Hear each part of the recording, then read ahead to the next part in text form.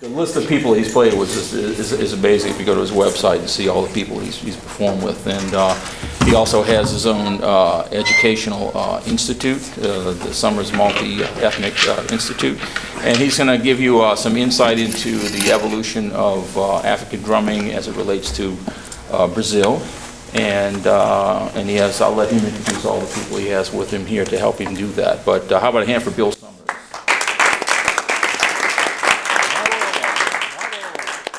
It would help if y'all moved closer. This whole front row is just absent of focus. So, Steve, how long is the class? Hour and a half? Hour 15, that's not much time. Okay, so we're actually, we're going to explore a couple of things here because, you know, Afro-Brazilian music and Afro-Cuban music and Afro-Haitian music and Afro-Venezuelan and Afro-Peruvian and Afro-Colombian and Afro has Afro-American music. They all have some common threads running through them. So what we decided to see now, Curtis is Brazilian music. I'm not. So anything Brazilian come up and someone calls me for, and I would advise you to take this lesson. Go to the source. You know what I'm saying? I mean, I met Curtis many years ago, and I think we met on the phone. Was it on the phone? It was weird. It was something strange, but it was something. We met on the phone many years ago, about 30-some years ago, and one day he wound up in L.A., knocked on my door, and I said, "Who is this?" He said, "Me, it's Curtis." So, you know, but his history in New Orleans and his history with Brazilian music goes back decades. So he's pretty much done what I've done with the Cuban music. He's done with the Brazilian music. He's gone to Brazil and seeked the, you know, even before Brazil came to L.A. where I was, and I was very deeply involved in African and Afro everything, Afro-Brazilian, Afro-Haitian, whatever Afro I could get to, I wanted to understand and pretty much exhaust the history of African derived music forms. So my musical history started at 5 at the Detroit Conservatory of Music for 10 years. I hated every second of it, but my mama made me do it. But now I praise her for it because it helped me out a lot, but I didn't like it. I wasn't really into it. I wanted to do other things, play drums, but there was no piano and classical, Chopin, and blah, blah, blah. And then one day I had an experience. I'll tell you this experience. I don't want to spend too much time on this kind of stuff, but it's important. I had a very earth-shaking experience. I would say earth-shaking. I was about, I guess, 10. I had been in the conservatory for 5 or 6 years. So I was playing. You know, I don't care if you hate it. If you're playing for 5 or 6 years and you're playing every day for an hour and a half or so, your parents, you're going to be playing something. So one day I went to the music store, and when I was growing up, it was popular to buy sheet music. Okay, so, you know, like you guys go out to buy a CD, I was in a music store looking at it, can I buy some Ray Charles sheet music or some, you know, blah, blah, blah, blah, blah, blah, blah. So there was a song out called One Mint Julep by Ray Charles, and I liked it. And so I went to the music store and I bought me some sheet music. I took it to the conservatory and I handed it to my music teacher and I said, "I want to play this." And she looked at it, and this is literally what she did. She looked at it.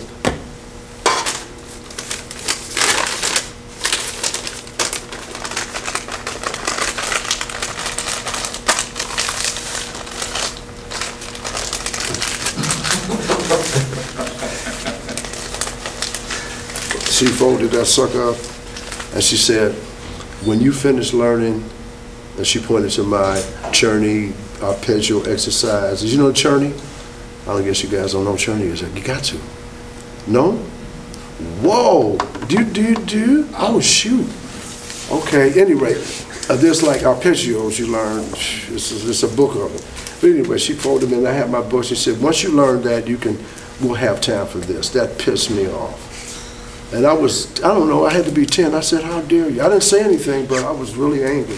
But that really pushed me towards African music more. Because I said, well, I must have my own Chopins and my own Beethovens. Where are they at? So I started to look for that.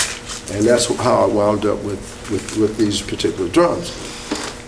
And I will say something to you. With most people, most Americans, their orientation to African music is Tarzan, or some creature feature about voodoo, which is very, you know, misleading and derogatory. You know, it's like zombies and sticking pins and dolls and, you know, some Hollywood shit, you know, which is basically some bullshit, okay?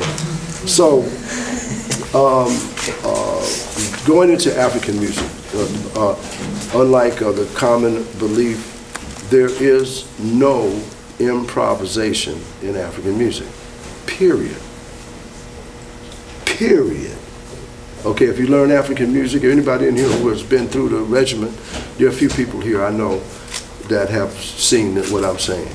So they know what it is to sit down and do maybe some airway music or blah, blah, blah, or some Brazilian music. There's zero improvisation. Now, along with you know, the advent of American music and the Africans coming to America and blending in with the Native Americans and the Europeans and the creation of expressions like jazz and boogie woogie and rhythm and blues and gospel, you know, you had some things that happened in America that were not so much happening in other places. Okay, so you look at Brazil and Cuba, and that's what we're going to do. We're going to break it down so you can understand that all of these musics that came to the Americas with the Africans remained intact, and they're actually all related, like even heavy traces of it are found right here in New Orleans with the traditional music of New Orleans and Congo Square and all those things. So that's what we're going to do. Number one, I don't know if you guys got pen and pencil, but you need to check a series of books out written by a guy named A.M. Jones. It's called Studies in African Music. Okay?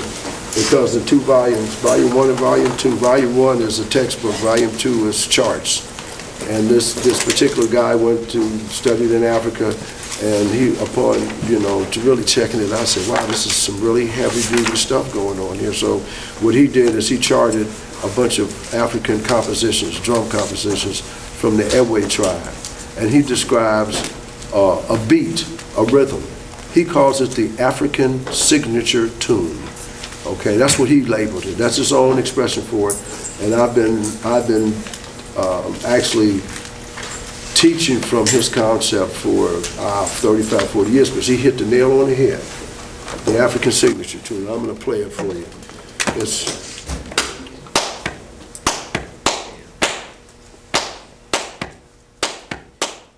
So that's 1, 2, 3, 4, 5, 6, 1, 2. That's actually 12. 1, 2, 3, 4, 5, 6, 7, 8, 9, 10, 11, 12. 1, 2, 3, 4, 5, 6, 7, 8, 9, 10, 11, 12. Now if you add 2 beats to that, 6, 1, 2, 3, 4, 5, 6, 1, 2, 3, ding, ding, ding, ding, ding, ding, ding. Now that's 2 more beats added to it. I'll pick up 1, 2, 5, 6, the 5 I added. So it's 1, 2, 3, 4, 5, 6, 1, 2, 3, 4. In Cuba, they have a thing they call clave.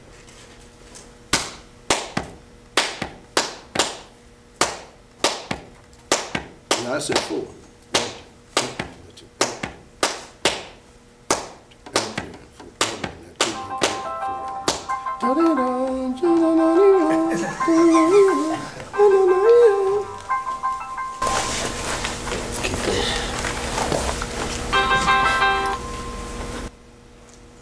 Yo, Quincy, what's up, Q? I'm in the class. I'm gonna call you back. I can call you back. So you can say Michael. Right? I love it. Yeah, Michael. Hey, Mike. Glad you're back. So anyway, this time is gonna go by so fast. So you got that beat. Now I want everybody to do that. Let's slow it down. 1, 2, 3, 4, 1, 2, 3, 4. It's kind of like that. Each beat is going to be in a different bar. Look. 1, 2, 3, 4. There's 2 beats in this bar. 1, 2, 3, 4. 1, 2, 3, 4. 1, 2, 3, 4. 1, 2, 3, 4. 1, 2, 3, 4. 1, 2, 3, 4. 1, 2, 3, 4. 1, 2, 3. 1, 2, 3, 4. 1, 2, 3, 4. 1, 2, 3.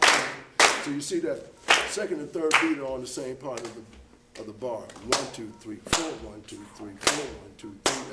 I can't tell you how important that is. That's called rumba clave in Cuba. Okay? Now there's another clave. So in that rumba clave they call 3-2. They have this in Brazil too. And they have it in Trinidad and they have it here. So in New Orleans they do this.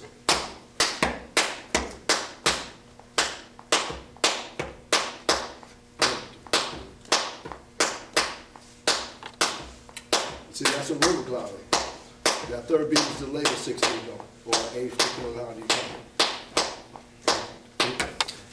So you got the three beats of clave is in that second line. And a lot of times you hear,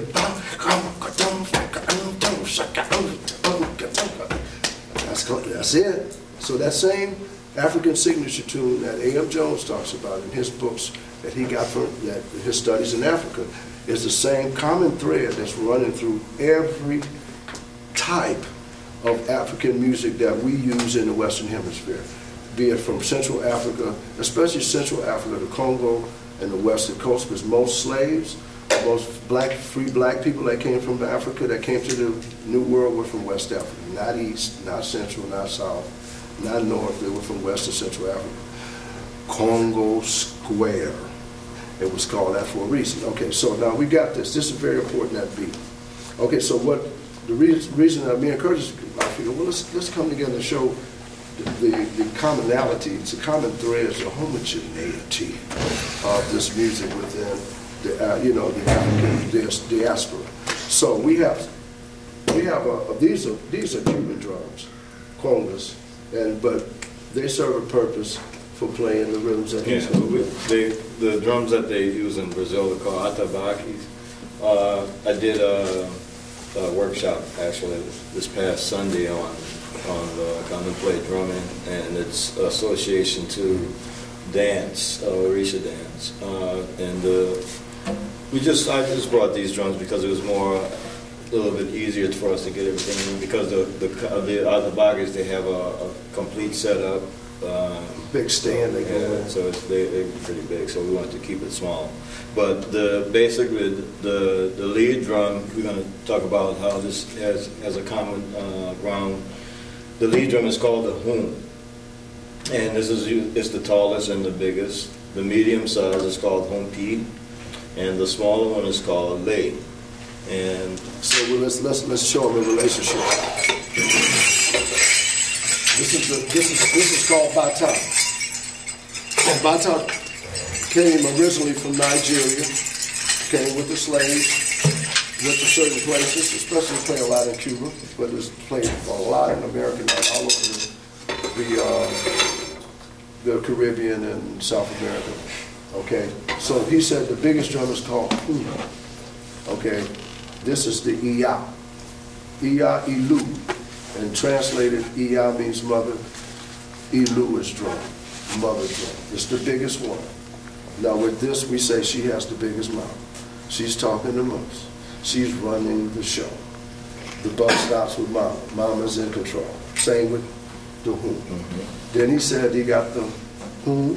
The humpi is the middle drum. Okay, we call our middle drum ito.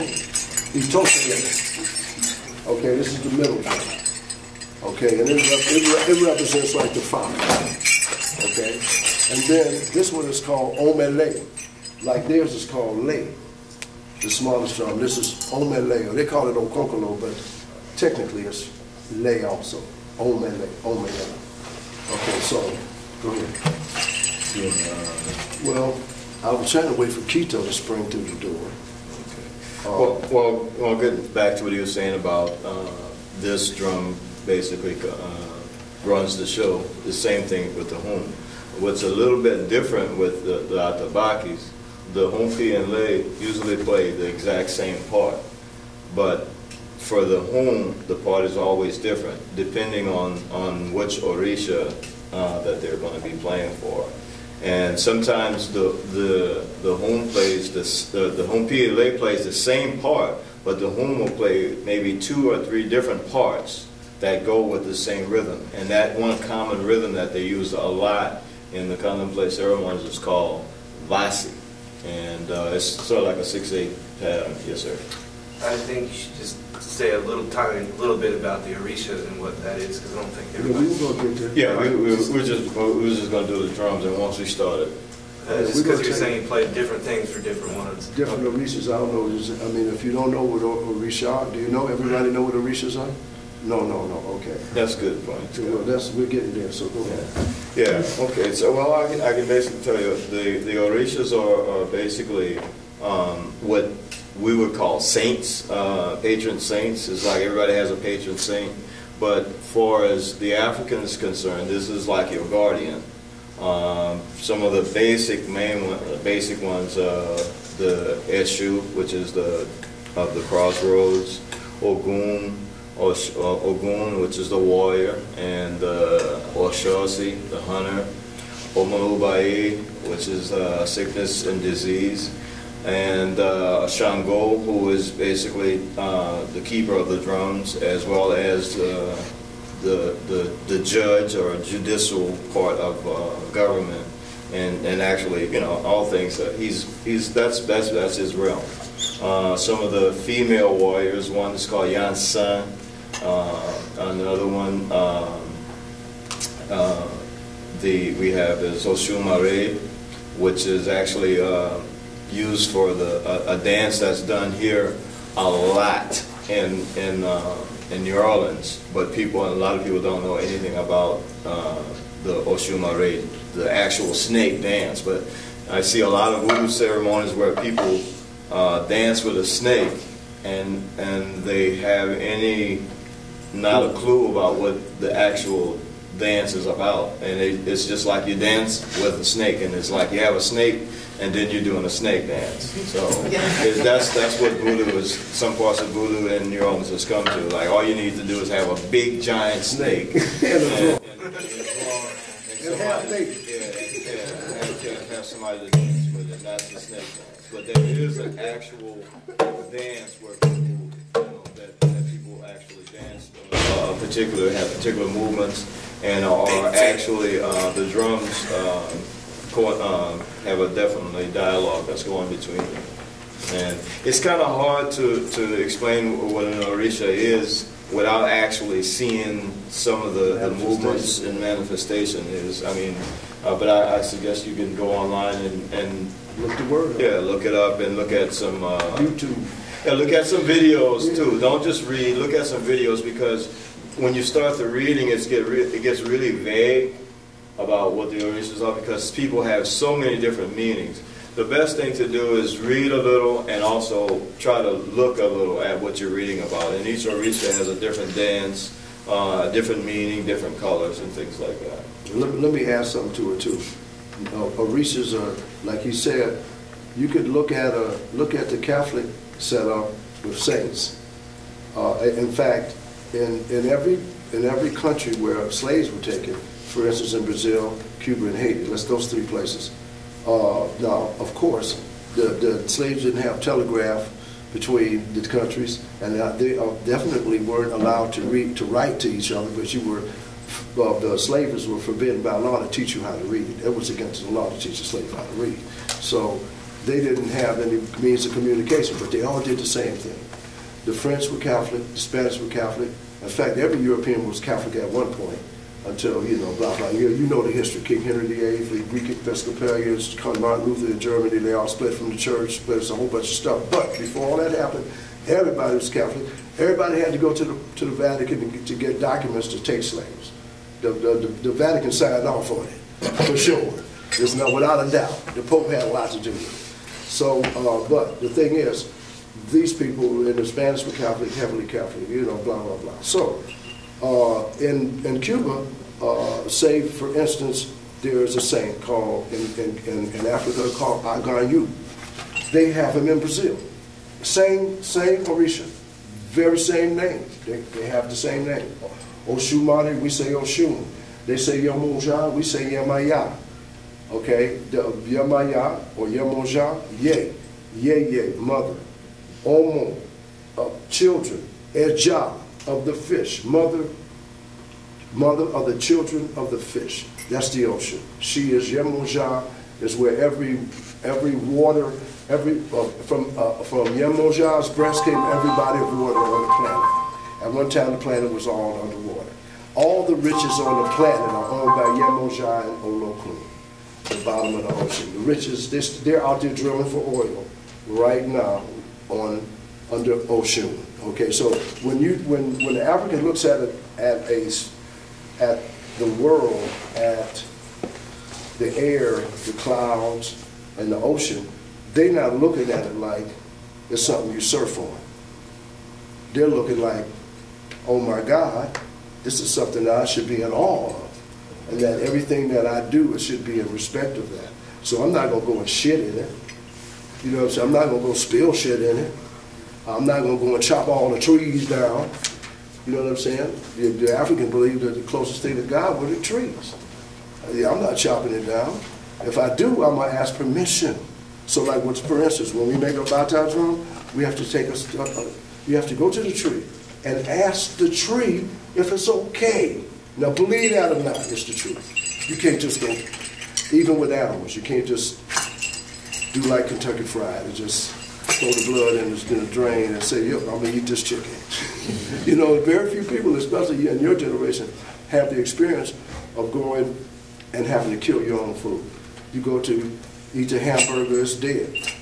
You know, you didn't stick that cow. You don't know what that's about. But that's very sacred ground to the African. You just animals, the universe, and so let's move on. So what we're going to do, I have a drummer that I've been trying to wait for a very acoustical presentation. At any rate, we're going to move on. I want to just do two.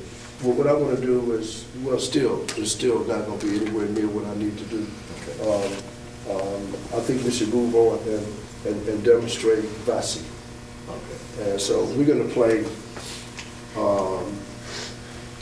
What we wanted to do was really show how closely related everything is and across the board with the African music. So he's going to exclude, then we can get a guest drum. Okay, I mean, that's fine. I'll just say for Vasi. Right here. Yeah, you do it? Do what? Do you need somebody to participate? Yeah, no, it's okay. I mean, no, it's okay. I'm going to play two drums. Yeah, I'm going to play, it'll be easier. Yeah, y'all We got a lot of drummers here too, man, if you need somebody to assist. You say that. Come here. So listen, okay. So number one, with Vasi, the bell. You see the bell? Yeah, let somebody, can we get a bell, volunteer bell player? More drummers?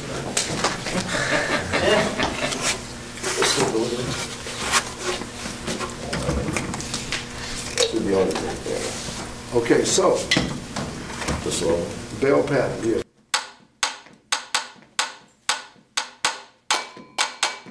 Can we get everybody to clap there?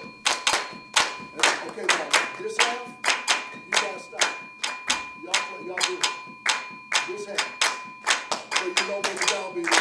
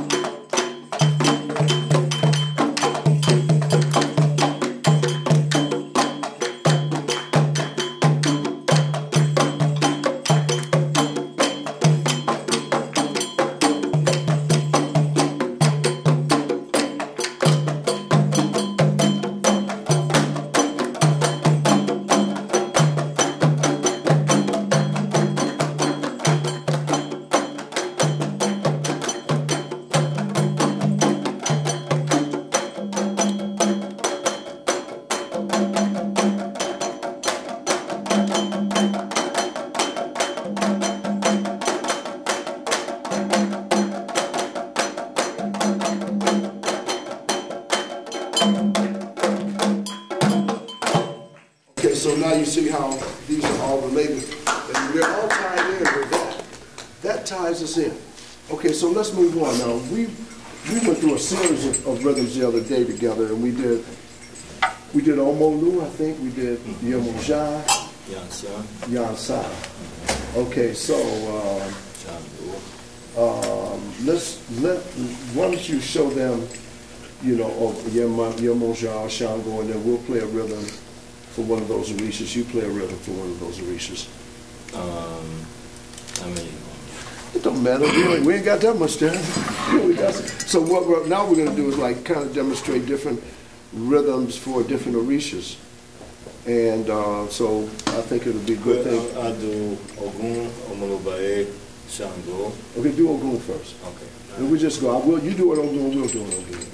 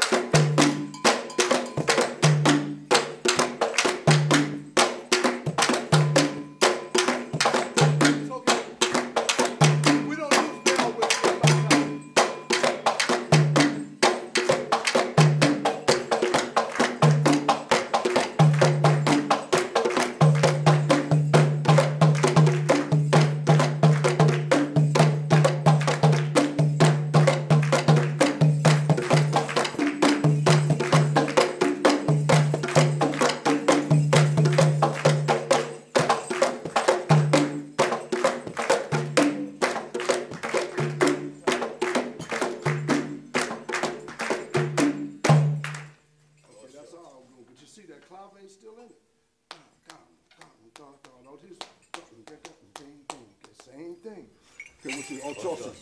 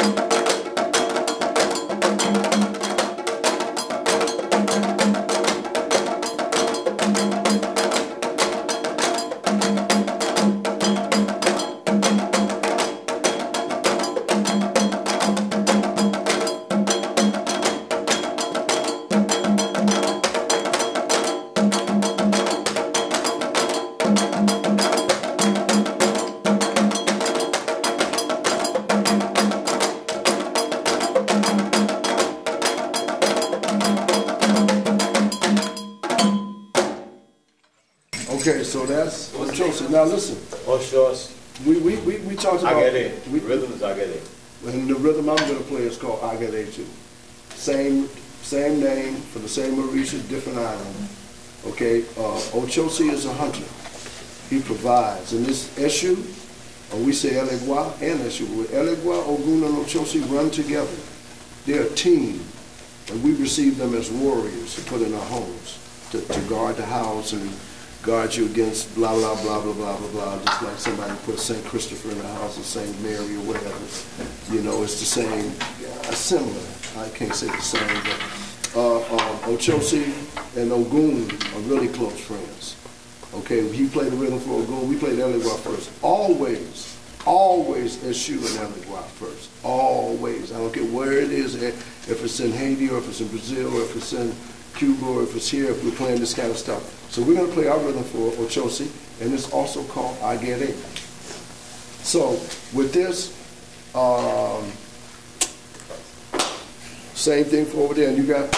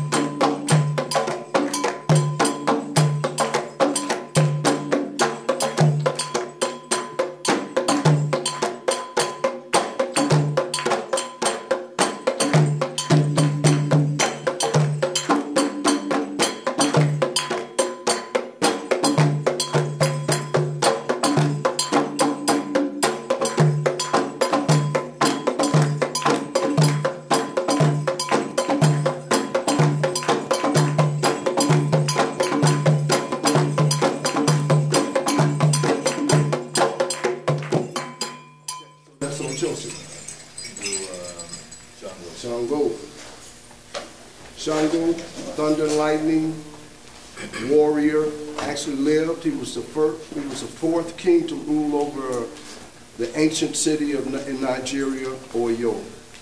Really powerful guy. He was renowned for. He was a magician. He had the ability to do sleight of hand. So he knew how to spit fire. You know how they do in the circus?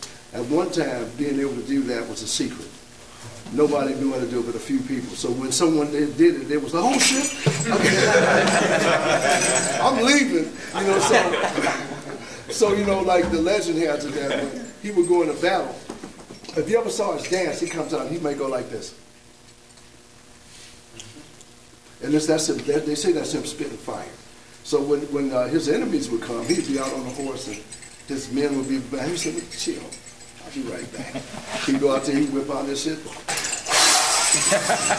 And they say, oh, we got to go. So he would know, but this is true though about him. And also they have this thing, and they say it in Brazil, and they say it in America and other places. They say, Kabu Kadiasile Shango, Obakoso. Because also was he such a great warrior, he was also a tyrant. And actually they say, some people say he eventually committed suicide because he became so unpopular with the people that he just said, oh, I just might as well just take myself out. So they say Obakoso, which means the king does not hang. So he's going to play his Shango. I just want to give you a little taste of the history of the folklore.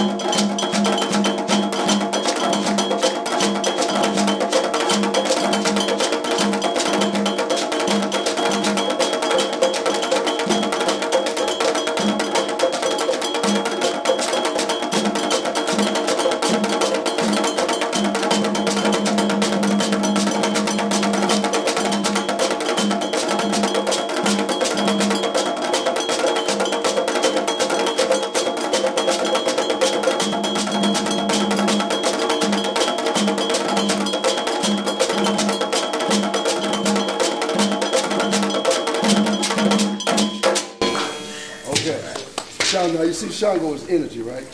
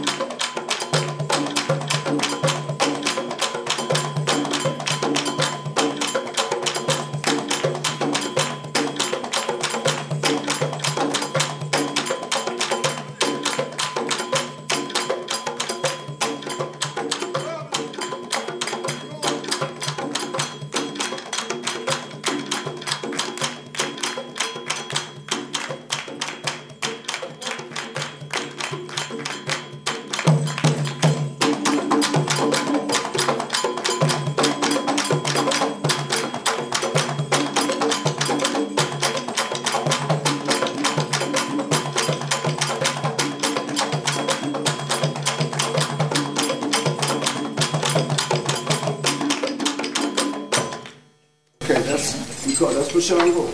So you see the energy in Shango is high energy, but you see the same basic rhythm ties that together, ties that together. Let me tell you, show you a difference in this and that. With this, there's a lot of conversations. You see, we went through about maybe 7 or 8 different little changes. Look at them like chord changes, like moving 1, 4, 5, or whatever progression it may be.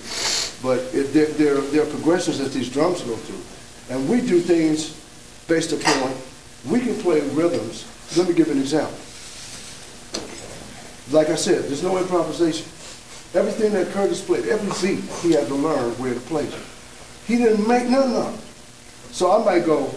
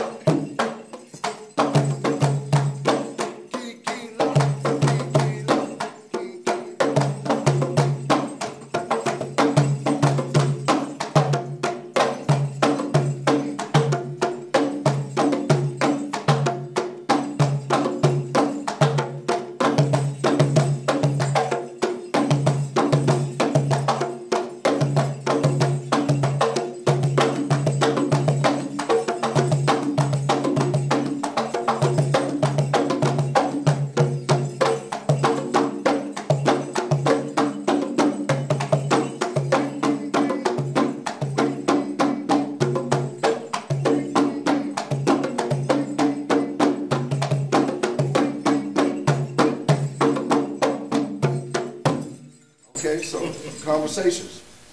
Conversations. We don't have to talk. Okay, so.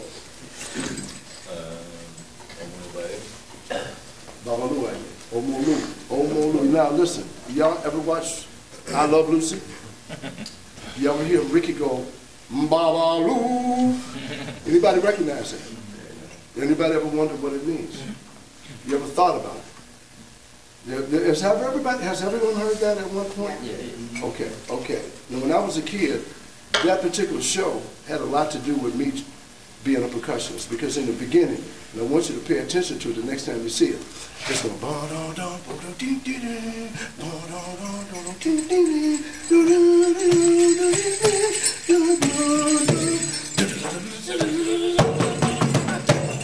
back behind me, it's like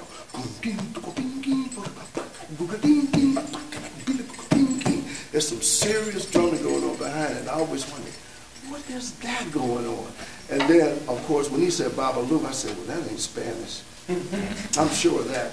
Okay, I'm going to translate it for you. Baba. It's in Cuba. If you went to Cuba, Babalu is a normal name on the street. Yamaya, Ogun, Shango. This is normal. This everybody, Fidel knows who this is. You know, I'm just saying, it's a common thing in Brazil and Cuba and Haiti and these islands for them to know about Shango if you're in Trinidad or whatever. But Babalu, Baba means father. Lu is short for Olu, chief, owner, Aye of the world. It's really Babalu, Aye, chief, owner of the world. Now why Ricky wanted to mess around with Babalu, I really don't know. Because Babalu is also the Orisha of infectious diseases. Syphilis, AIDS, smallpox. So I wouldn't be on TV going, Babalu. But at any rate, let's move it along. Omolu. Omolu is child. Omo means child. So king, child king.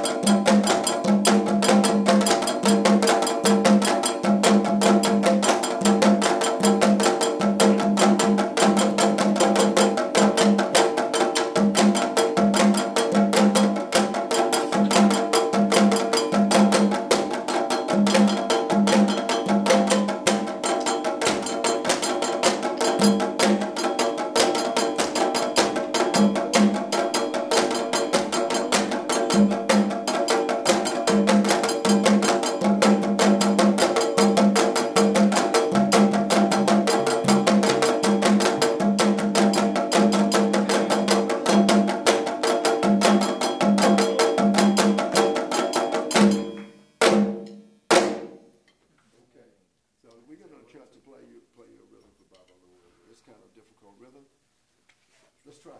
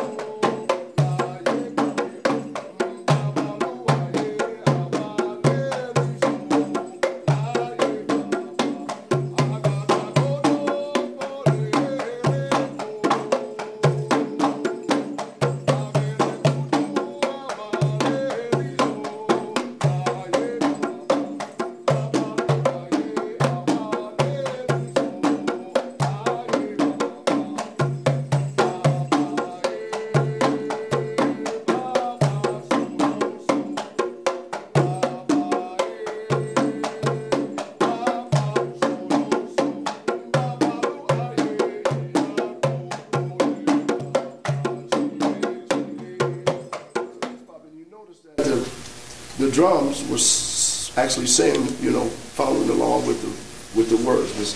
The drums actually aren't just playing rhythms, we're actually playing prayers. So a lot of times the drums are playing what the words are saying. The Yoruba language is tonal, like Asian, like Chinese. So when people talk, they're singing. Or they'll sing. So that's why I like in Nigeria and places they have the doon, or people call the talking drum. It's not like Morse code. It's speech and inflection. So they can tell what you're saying, you know. So I'm going,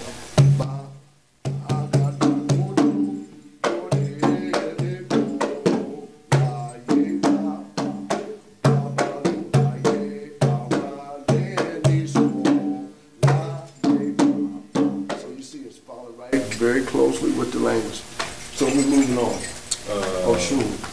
What's Oshun. Now, Oshun has really beautiful rhythms, really beautiful songs, really beautiful.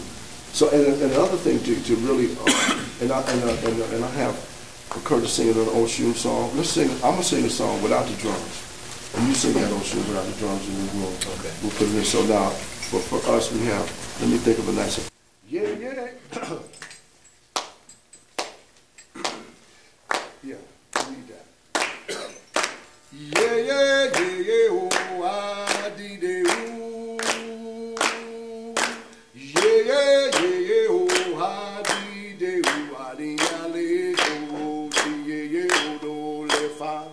I didn't know yo, I did it, ooh. I didn't let go. Beonia, baby, Oshun. Beonia, baby, Helena. Beonia, baby, Oshun. Beonia, baby, Helena. Iya, yumu, brakada, lena. Beonia, baby, Oshun.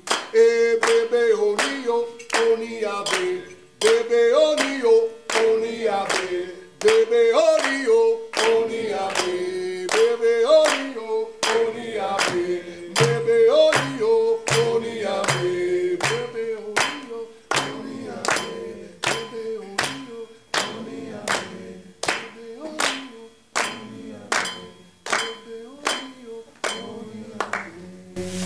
This song is just basically a call and response. Ora mi mayo, niamba tu baio. Ora mi mayo,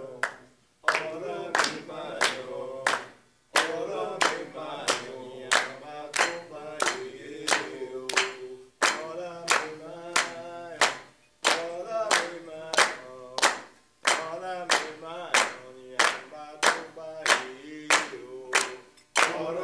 mayo, Ora mi mayo,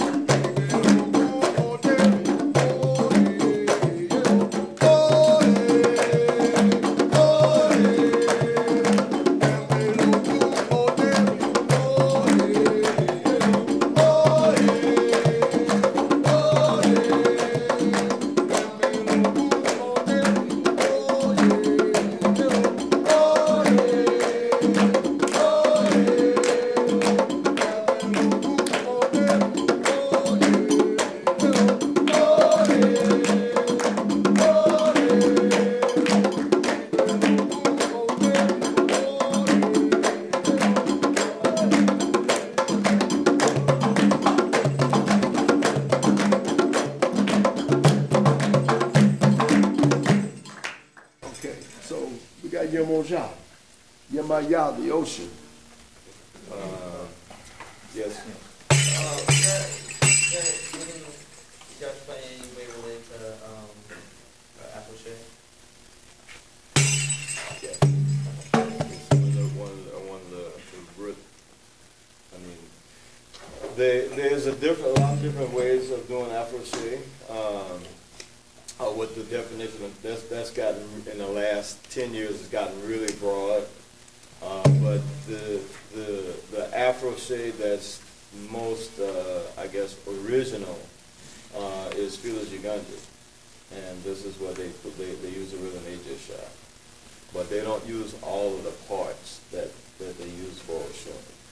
They use just basically the rhythm.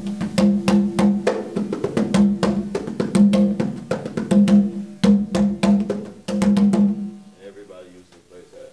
But Felix Uganda they're actually the original ones who came up with the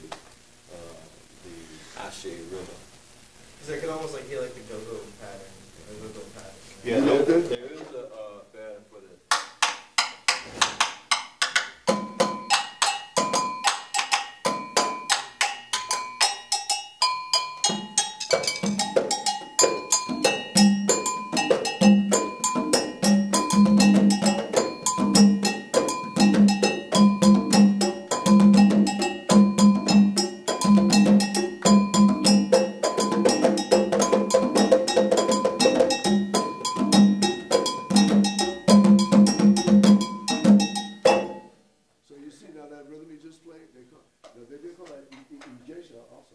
Okay, now listen, we have the same rhythm, but we play it like this.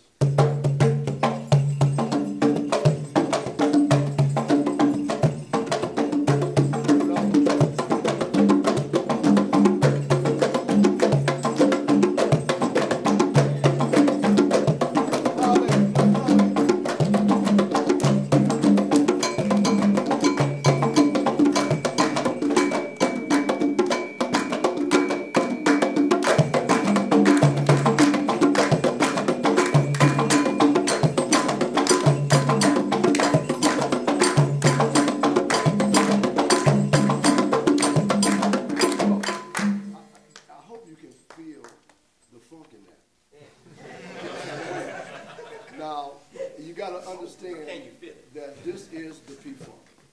This is where it came from. Now listen.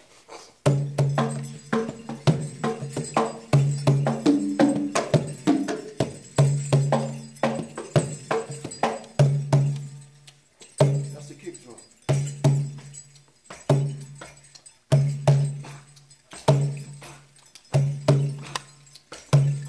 And these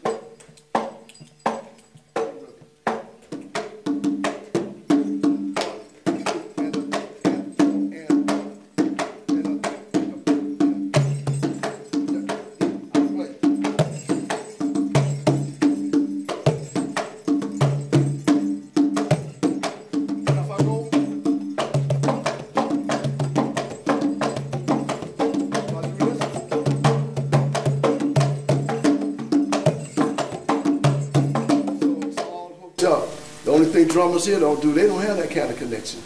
They can't, like, when I play, like with Los Hombres or with Jasal, so when we play, and I'm playing with there's a guy in town named Alexei Marti who plays timbales and congas.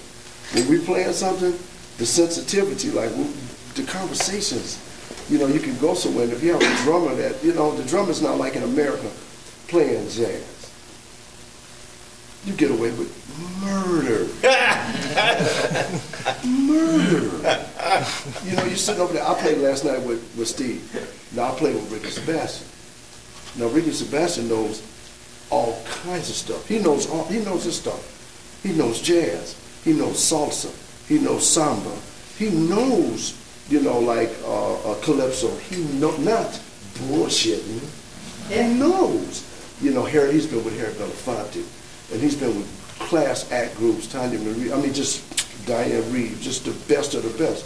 So then you have this elite group of drummers who can sit down and they know songo, and they know yesa, and they know these rhythms, they know rumba, they know mambo, they know samba, they know, you know, I get on the gig with the basic jazz cat, and you know, and I'll tell you something. The N-word of the music industry is where we sit in America, where we sit. This is the instrument most people don't want to play. We're the first ones fired and the last ones hired. That's a fact. It's a fact. Let me finish. Then you can jump on this. I want my piece of that. I want to give you some history so you can see how severe it is. For black men in America, since slavery, this was the last thing they wanted us to do. Because this is